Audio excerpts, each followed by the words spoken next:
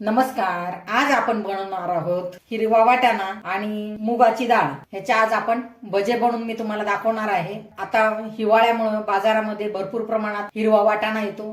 हा मी वाटाणा सोलून घेतलेला आहे. मुगाची डाळ ही मी 3 ते 4 तास भिजत ठेवली होती. चला तर मग बनवूया वाटाणा आणि मूग डाळीचे भजे. मिक्सरच्या भांड्यामध्ये टाकूया. आपण मिक्सरच्या भांड्यामध्ये हिरवा वाटाणा, भिजवलेली मुगाची डाळ, आपल्याला जेवढं तिखट लागतं तेवढ्या हिरव्या मिरच्या आपण त्याच्यामध्ये घ्यायच्या. 4-5 घेतलेल्या आहेत. ही थोडीशी कोथिंबीर, अद्रक. आता आपण हे मिक्सर मधून बारीक करून घेऊया. मिक्सर मधून ह्याला बारीक करून घेतलेलं आहे. आता आपण त्याच्यामध्ये चवीनुसार मीठ टाकणार आहोत.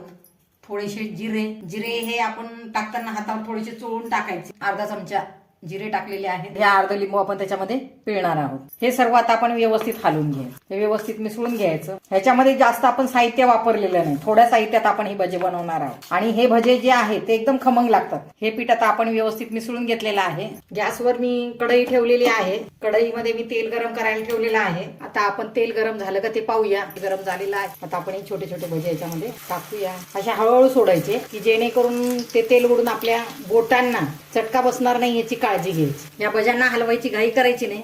सावकाश सावकाश हलवायचं.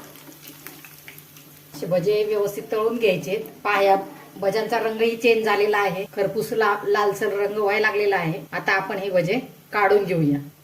पहा किती खुसखुशीत झालेले आहेत ते भजे.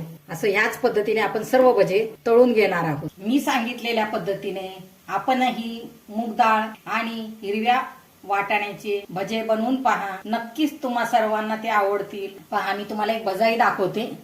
एकदम खुसखुशीत भजे होतात हे. आतमध्ये पहा. हे भजे तुम्ही सॉस बरोबर, चपाती बरोबर किंवा ब्रेड बरोबर किंवा तसेच खाऊ शकता. मूग डाळ आणि वाटाण्याचे आरोग्यवर्धक भजे तुम्ही बनवून पहा.